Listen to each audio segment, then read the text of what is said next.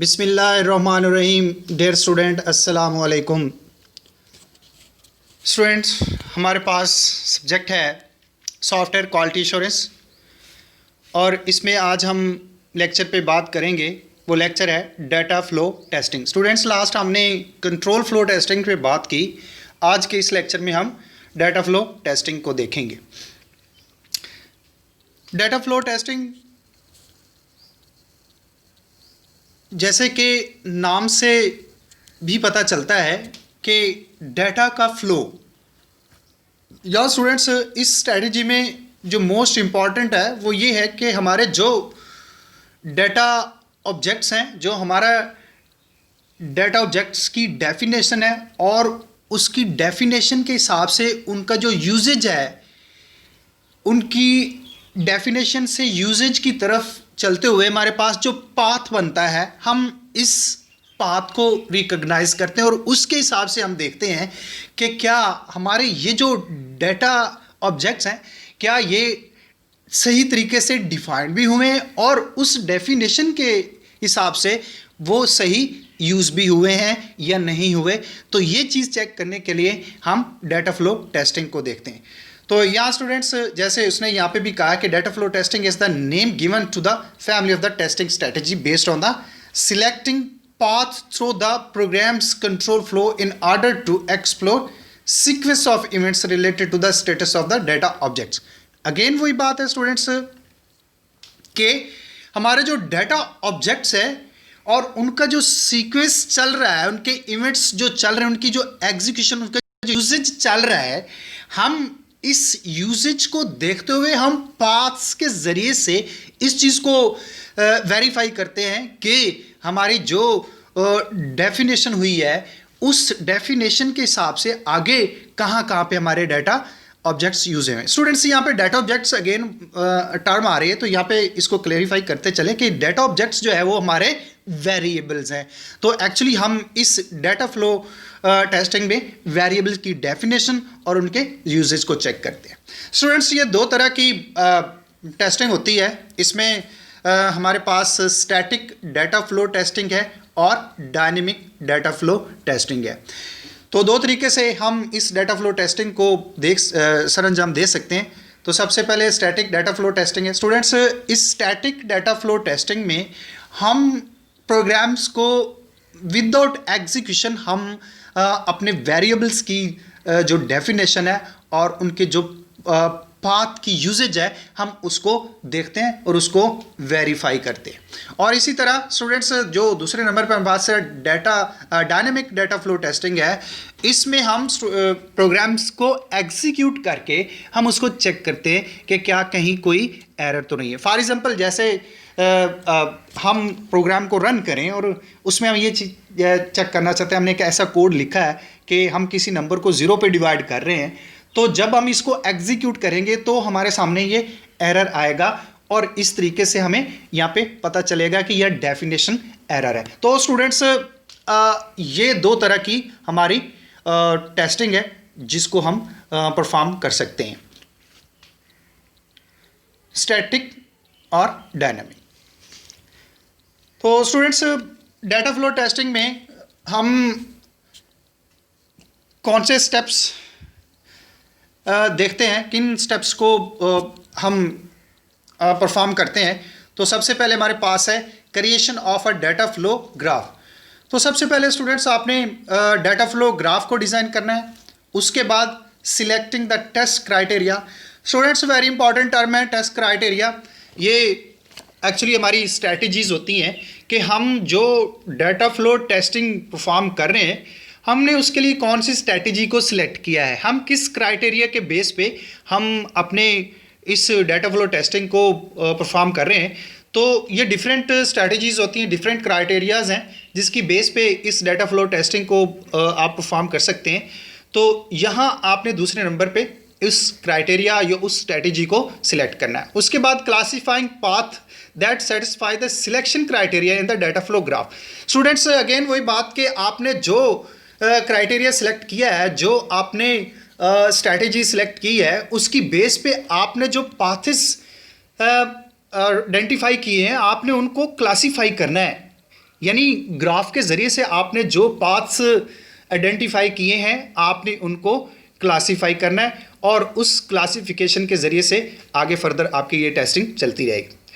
उसके बाद लास्ट पे स्टूडेंट्स हमारे पास डेवलप पाथ प्रीडिकेट एक्सप्रेशन है। स्टूडेंट्स यह दो टर्म्स बड़ी इंपॉर्टेंट हैं, ये अगली स्लाइड्स पे हमारे सामने आएंगी, हम इस पे बड़ी डिटेल से बात करेंगे। एक यूजेज है और दूसरा प्रीडिकेट है। स्टूडेंट्स आप जब भी ये डाटा फ्लो टेस्टिंग को परफॉर्म करेंगे तो उसमें आप वेरिएबल्स के यूजेज और उस यूजेज को देखेंगे। तो स्टूडेंट्स ये यूजेज जो है ये दो तरह की होती है, कंप्यूटेशन यूजेज है और प्रीडिकेट यूजेज है। तो प्रीडिकेट्स क्या है ये अभी हमारी अगली स्लाइड्स पे हमारे पास सामने आ रही हैं। बस ये कि हम जहाँ पे कंपैरिजन का काम करेंगे वहाँ पे हम इसको प्रेडिकेट एक्सप्रेशन का नाम देंगे। तो यहाँ दी एंड पे आपने इन पाथ प्रीडिकेट्स की एक्सप्रेशंस को डिज़ाइन करना है। ये एक्चुअली आपकी बूलियन एक्सप्रेशन है जिसके ज़रिए से आप इनपुट्स को वेरीफाई करते हैं। तो आइए स्टूडेंट्स डाटा फ्लो ग्राफ पे बात करते हैं। Data flow graph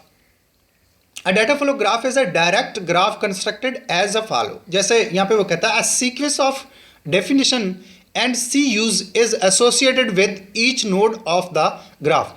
students very important है डेफिनेशन। एक्चुअली बार बार ये लफ्ज़ आ रहा था तो यहाँ पे इसको डिफाइन करें कि डेफिनेशन, जब आप किसी वेरिएबल को वैल्यू असाइन कर रहे हैं तो this is the definition of the variable, यानी आपने वेरिएबल को उसको वैल्यू इनिशियलाइज कर दिए।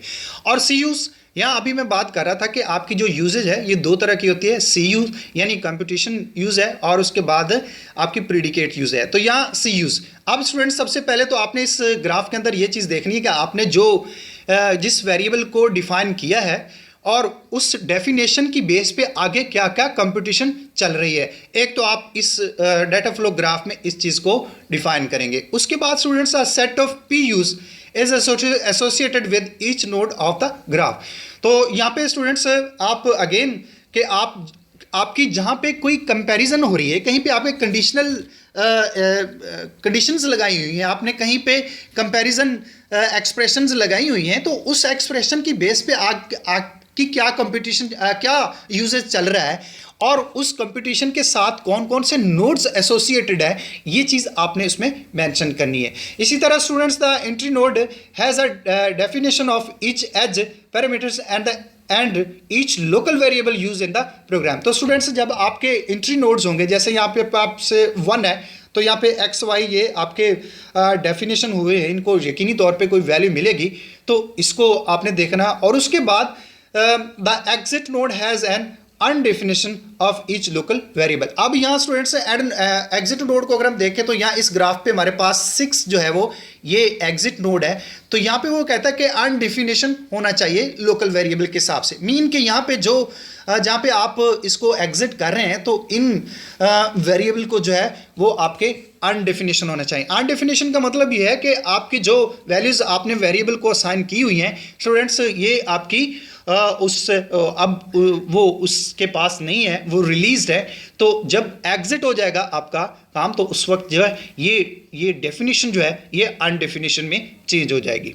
तो स्टूडेंट्स यहाँ हमारे पास ग्राफ है, हम इन्हीं डेफिनेशन की बेस पे हम इसको देखते हैं कि सबसे पहले वो कहता है कि डेफिनेशन जो है, जो आप डेफिनेशन करेंगे उसकी कहाँ कहाँ पे कंपटीशन होनी है, कहाँ पे उसकी यूजेज हो रहा है, तो इसको देखें। जैसे यहाँ पे एक्स और वाई को आप यकीनी तौर पे वैल्यू देंगे फर्स्ट नोड पे और इसको जहाँ जहाँ पे ये यूज़ होता जाएगा, एक तो इस ग्राफ में हमने इस चीज़ को देखना है। जैसे x और y को आपने दिया है तो यहाँ पे सेकंड नोड पे भी x यूज़ हो रहा है और 3 पे भी y को यूज़ किया जा रहा है, इस तरह 4 पे भी यूज़ किया जा रहा है, 5 पे y को यूज़ किया जा रहा है, तो 6 पे भी।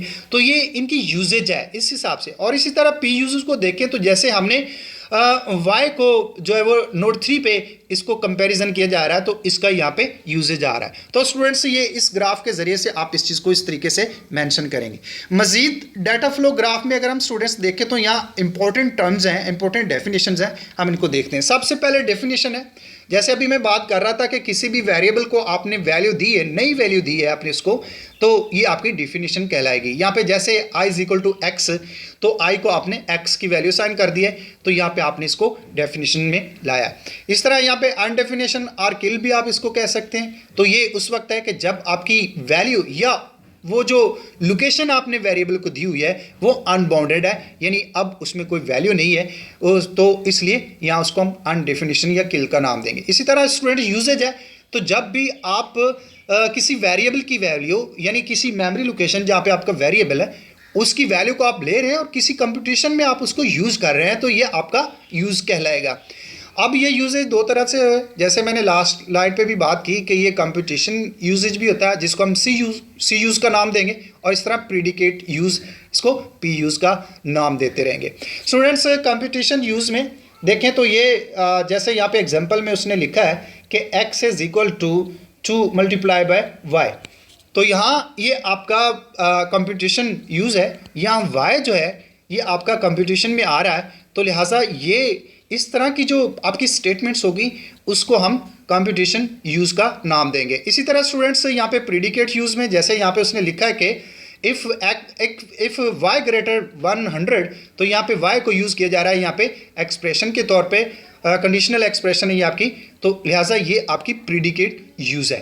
तो इस तरीके से स्टूडेंट्स आप डाटा फ्लो ग्राफ पे काम कर सकते हैं। यहाँ हमारे सामने हम इसी चीज़ को यहाँ पे क्लैरिफाई करते हैं स्टूडेंट्स कि किस तरीके से आप इन चीज़ों को मेंशन करेंगे। या हमारे सामने एक कोड है जिसमें लिखा हुआ कि रीड एक्स वाई, और इसी तरह z is equal to x plus 2, इस तरह इफ़ कंडीशन है z लेस देन y, और इस तरह w is equal to x plus 1 else y is equal to y plus 1, और प्रिंट किया जा रहा है एक्स वाई और w z को। तो स्टूडेंट्स यहाँ पे आप देखें कि यहाँ पे डेफिनेशन में हमारे पास यहाँ पे x और y, चूँकि यहाँ x और y ये दो पैरामीटर हैं, इनको यकीनी तौर पे यहाँ पे वैल्यूज़ दी जाएंगी, तो लिहाजा इनको यहाँ पे हम डेफिनेशन में लाएंगे क्योंकि इनको हम वैल्यू साइन कर रहे हैं।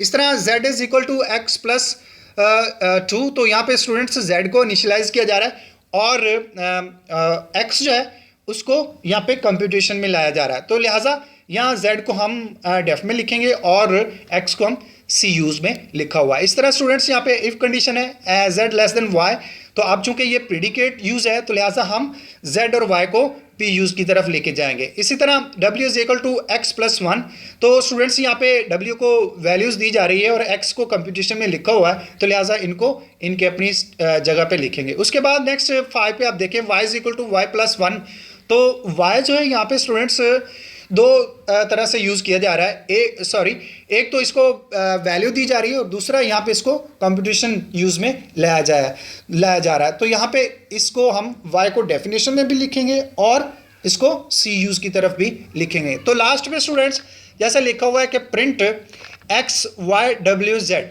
तो यहाँ एक्स वाई डब्ल्यू जेड जो है इनको आप सी यूज़ में लिखेंगे क्योंकि यहाँ पे जो है ये आपके जो वेरिएबल्स हैं इनको कंप्यूटेशन में यूज़ किया जा रहा है। तो इस तरीके से स्टूडेंट्स आप इनको अपनी अपनी स्टेजेस पे लिख सकते हैं। Students selecting the testing criteria, next जो इस हमारी डाटा फ्लो टेस्टिंग में है, हमारे पास जो अगला स्टेप है वो आपने स्ट्रैटेजीज़ को सिलेक्ट करना है। जैसे लास्ट भी स्लाइड्स पे मैंने कहा कि मुख्तलिफ डिफरेंट स्ट्रैटेजीज़ होती हैं जिसके हिसाब से हम इस टेस्टिंग को परफॉर्म करते हैं, तो आप कौन सी स्ट्रैटेजी सिलेक्ट करते हैं ये आपके सामने यहाँ पे 7 डाटा फ्लो टेस्टिंग क्राइटेरिया है। स्टूडेंट्स इनको स्ट्रैटेजीज भी कहते हैं, ये क्राइटेरिया भी है, इनकी बेसिस पे आप टेस्टिंग परफॉर्म करते हैं। तो यहाँ पे ऑल डी एफ इज है, उसके बाद ऑल सी यूज है, उसके बाद ऑल पी यूजेज है, इस तरह ऑल पी यूजेज सम सी यूजेज है, ऑल सी यूजेज है, सम पी यूजेज है, ऑल यूजेज और ऑल डी यू पाथ्स है। तो स्टूडेंट्स ये डिफरेंट स्ट्रेटजीज़ हैं, डिफरेंट तरीक़ाकार हैं जिसके ज़रिए से आप अपनी टेस्टिंग को परफॉर्म करेंगे। हर एक का अपना फंक्शन है, हर एक स्पेसिफिक ऑपरेशंस के साथ स्पेसिफिक कंडीशंस को, स्पेसिफिक पाथ्स को फाइंड करता है और स्पेसिफिक टेस्टिंग परफॉर्म करता है। तो आप यहाँ जिसको भी सिलेक्ट करेंगे उसके तरीके से ही आप अपनी टेस्टिंग को परफॉर्म करेंगे। आए स्टूडेंट्स यहाँ पे हम एक स्ट्रैटेजी को डिस्कस करते हैं, all D U path strategy, ADUP, all D U path strategy. Students ये it's a strongest data flow testing strategy है और इसमें ये रिक्वायर क्या करती है, ADUP require that every DU path from every definition of every variable to every use of the definition to exercise under some tests RDUP strategy. Students कहना ये चाहता है कि आप हर वेरिएबल को जो डिफाइन करेंगे, आप हर वेरिएबल को जो वैल्यू असाइन करेंगे, उसको जो डेफिनेशन देंगे, आप उस डेफिनेशन के हिसाब से जो आप उसकी यूजेज को लेके आएंगे, उसको जो यूज करेंगे, आपने यहाँ उसको डिफाइन करना है, उस चीज़ को टेस्ट करना है कि हमने किस वेरिएबल को इनिशियलाइज किया है और उसको हमने कहाँ कहाँ पे यूज़ किया है। तो ये चीज़ टेस्ट करने के लिए आप इस RDU पाथ स्ट्रैटेजी को यूज़ करते हैं।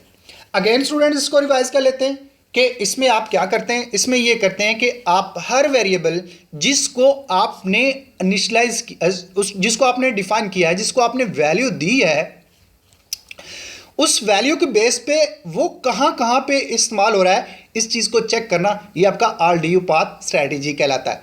अच्छा स्टूडेंट्स, यहाँ पे हम DU को देखते हैं, डेफ यूज एसोसिएशन इनकी क्या है। DU, ये जो हमारे सामने शॉर्ट टर्म आ रही है, ये क्या चीज़ है। तो यहाँ पे वो कहता है कि DU def use association is a triple X DU where X is a variable, D is a node containing a definition of the X and U is either a statement or a predicate node। Students यहाँ पे वो ये कहना चाहता है कि D जो है ये आपका नोड है जिसमें आपकी X की वैल्यू है, और इसी तरह U जो है ये आपकी स्टेटमेंट है या कोई प्रीडिकेट्स है, और इस तरह X जो है ये आपका वेरिएबल है। स्टूडेंट्स अगर हम इसमें देखें D यूज एसोसिएशन में देखें Y की, अगर हम D U एसोसिएशन को देखें तो आपको यहाँ पे समझ आएगी कि जैसे Y है, ये Y को ज़ीरो इनिशियलाइज किया जा रहा है, उसको ज़ीरो वैल्यू दी गई है, उसको डेफिनेशन दी गई है, और उसका कहाँ कहाँ पे यूजेज हो रहा है। अब Y को यहाँ पे यूज़ हो रहा है, इसको इफ़ कंडीशन के अंदर भी यूज़ किया जा रहा है। जैसे यहाँ y is equal to f function है, और ये f फंक्शन x की वैल्यू जो है या कोई वैल्यू इसको रिटर्न कर रहा है, और इस तरह एल्स में भी y को h का फंक्शन वैल्यू रिटर्न कर रहा है, और ये y जो है फर्दर आगे जाके g के फंक्शन में भी उसको एज ए पैरामीटराइज यूज़ किया जा रहा है। तो आप स्टूडेंट्स यहाँ पे देख रहे होंगे कि g जो है g का फंक्शन जो है इसमें y यूज़ हो रहा है, तो ये y जो है यहाँ इनिशियलाइजेशन की डेफिनेशन की बेस पे इसको यूज़ किया जा रहा है। यानी अगर y को ज़ीरो आप वैल्यू दे रहे हैं तो ये g में जाके इस्तेमाल होगी, और इस तरह f का फंक्शन उसको वैल्यू देता है तो भी वो g में इस्तेमाल होगा, और इस तरह h का फंक्शन उसको देता है तो भी g में इस्तेमाल होगा, और इसी तरह g का फंक्शन y को वैल्यू रिटर्न करेगा तो उसको आगे फर्दर प्रिंट में आप उसको यूज़ कर रहे हैं, तो y यहाँ पे इस तरीके से यूज़ हो रहा है। यानी आप y का जो यूजेज है ये आप देख रहे हैं कि उसकी डेफिनेशन की बेस पे आप उसको यूज़ करते जा रहे हैं। तो लिहाजा ये RDU पाथ स्ट्रेटेजी जो है इसमें आप इसी चीज़ को चेक करते हैं, और स्पेशली आप डेफ यूज एसोसिएशन के हिसाब से देखें तो आपको ये पता चलेगा कि किस तरीके से किसी वेरिएबल को आप डेफिनेशन देने के बाद उसको किस किस जगह पे आपने उसको यूज़ किया है, ये चीज़ चेक कर सकते हैं आप इसको। आइए स्टूडेंट्स यहाँ पे एक एग्जांपल को देखते हैं कि जिसके ज़रिए से हम RDU पाथ स्ट्रैटेजी को बेहतर तरीके से समझ सकते हैं। स्टूडेंट्स ये हमारे सामने एक प्रोग्राम है, ये प्रोग्राम एक पावर को कंप्यूट करने के लिए है, जिसमें हम दो वेरिएबल को यूज़ कर रहे हैं जो हमारे x और y के नाम से हैं, और ये दोनों इंटीजर टाइप के वेरिएबल हैं। अब स्टूडेंट्स डेफिनेटली x और y जो है इसको हम कोई वैल्यू देंगे, और इन वैल्यूज़ को देने के बाद देन हम इनको देखेंगे कि ये इसकी डेफिनेशन की बेस पे इनको कहाँ कहाँ पे यूज़ किया जा रहा है, और किस तरीके से आप इसको वेरीफाई कर सकते हैं कि ये सही यूज़ हो रहे हैं या नहीं यूज़ हो रहे। तो स्टूडेंट्स यहाँ आप इसको देखेंगे, आप एक तो इसको इनपुट देंगे, और दूसरा आप इसमें जो आउटपुट है वो आपकी x raise to the power of y is the printed to the output. तो आपको ये इस तरीके से आपको आउटपुट देगा। स्टूडेंट्स सबसे पहले आप देखें कि x और y जो है इसको वैल्यू साइन हुई है, और यहाँ फर्स्ट नोड से आप जा रहे हैं नोड नंबर 5 के ऊपर, क्योंकि यहाँ अगर हम देखें y, तो y जो है ये आगे फर्दर यूज़ हो रहा है आपका इफ़ कंडीशन में, जहाँ पे लिखा हुआ है कि y लेस देन 0। आप स्टूडेंट्स यहाँ इस y को देखें तो y इनिशियलाइज होने के बाद यहाँ पे इस नोड नंबर 5 पे यूज़ हुआ है। अब नोड नंबर 5 पे यूज़ हो रहा है तो यहाँ पे दो कंडीशंस हैं। इसके बाद आपका फिर next z is equal to, ये इफ कंडीशन परफॉर्म होने के बाद देन आगे नोड नंबर 8 एग्जीक्यूट होगा, और उसमें हमने लिखा हुआ है कि z इज इक्वल टू 1.0, तो ये होगा। और नोड नंबर 8 से देन फर्दर कंट्रोल हमारा जा रहा है ये वाइल लूप के ऊपर। स्टूडेंट्स ये हमारा इस तरीके से चल रहा है कि यहाँ हमने शुरू में x और y को इनिशियलाइज कर दिया था, तो उसके बेस पे आगे फर्दर ये हमारी एग्जीक्यूशन चलती जा रही है। अब वाइल का लूप है, ये रिपीटेशन करेगा, रिपीटेशन करने के बाद देन ये नोड नंबर 14 पे चला जाएगा। नोड नंबर 14 पे यहाँ पे अगेन हमारे पास इफ कंडीशन है और यहाँ पे y को अगेन यूज़ किया जा रहा है। अब यहाँ y जो है लिखा हुआ है कि y लेस देन 0, तो यहाँ पे अगेन कंडीशन है, अगर ये कंडीशन सही है तो नीचे स्टेटमेंट चलेगी, नहीं तो फिर आगे यहाँ पे z की वैल्यू जो है वो आपकी प्रिंट हो जाएगी, जो भी z को वैल्यू साइन की गई। तो उसके बाद देन लास्ट नोड है स्टूडेंट्स 16 से कंट्रोल जो है हमारा ये चला जाएगा 17 पे। तो स्टूडेंट्स आप देखें इस सारे सिनारियो को तो आपको समझ आएगी कि यहाँ पे बेसिक जो इनिशियलाइजेशन हुई है x और y को हुई है, और उस x और y की बेस पे ये जो एग्जीक्यूशन चली है ये आपकी डिफरेंट नोड से होती हुई ये इसका कंट्रोल चला है, इसका फ्लो चला है, और ये इस डेफिनेशन की बेस पे आगे फर्दर इनकी CUs और PUs चलती रही हैं। तो आप इस चीज़ को जो है आप सामने रखेंगे, इसी चीज़ को आपने टेस्ट करना, और यहाँ पे टेस्ट ये करना है कि यहाँ पे जो इनका ये यूजेज चल रहा है क्या ये सही तरीके से चल रहा है या नहीं चल रहा। तो इस तरीके से आप इसका ग्राफ डाटा फ्लो ग्राफ बनाएंगे और उसके तरीके से आप इसको चेक कर सकते हैं। स्टूडेंट्स लास्ट हमारे पास इस टेस्टिंग स्ट्रेटेजी में हमारे पास पाथ प्रीडिकेट्स है। Path predicates associated with the path is called the path predicates, यानी आपके जो पाथ के साथ आपका रिलेटेड है वो हमारा पाथ प्रीडिकेट्स है। यानी किसी भी कंप्यूटेशन के साथ जो आगे फर्दर आपका पाथ चल रहा है वो हमारा पाथ प्रीडिकेट्स है। यहाँ पे उसने एग्जांपल लिखे कि जैसे x greater than 0, x plus y greater than is equal to 90, ये सारे स्टूडेंट्स हमारे प्रीडिकेट्स हैं। अब यहाँ इन कंडीशंस की बेस पे, इनके बेस पे आपकी आगे फर्दर एग्जीक्यूशन चलनी है, आगे पाथ चलना है, आपकी यूजेज चलनी है, तो इसलिए यहाँ पे ये हमारे प्रीडिकेट्स कहलाते हैं, पाथ प्रीडिकेट्स कहलाते हैं। और स्टूडेंट्स पाथ प्रीडिकेट एक्सप्रेशन जो है is a set of boolean expression, ये आपकी बुलियन एक्सप्रेशन है, all of which must be satisfied to achieve the selected path. और जिस भी आप एक्सप्रेशन को यूज़ करें उससे ये होना चाहिए कि आपने जिस तरफ भी आपकी एग्जीक्यूशन गई है, जो भी आपके सामने पाथ आया है वो सेटिस्फाई हो रहा है।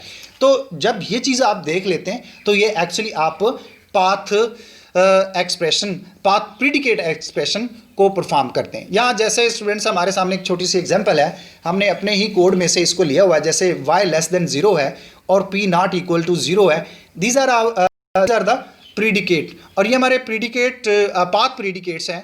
हम इनको आगे फर्दर यूज़ कर सकते हैं पाथ प्रीडिकेट एक्सप्रेशन में, और इसके ज़रिए से हम चेक कर सकते हैं कि कौन सा पाथ हमारी कंडीशन हमारी जो करेक्शन है उसको सेटिस्फाई कर रहा है या नहीं। स्टूडेंट्स आज के लिए इतना ही। इस लेक्चर में हमने important testing, data flow testing की बात की। इससे रिलेटेड कोई क्वेश्चन है तो आप मुझसे ज़रूर कांटेक्ट कीजिए। तब तक के लिए अल्लाह हाफिज़।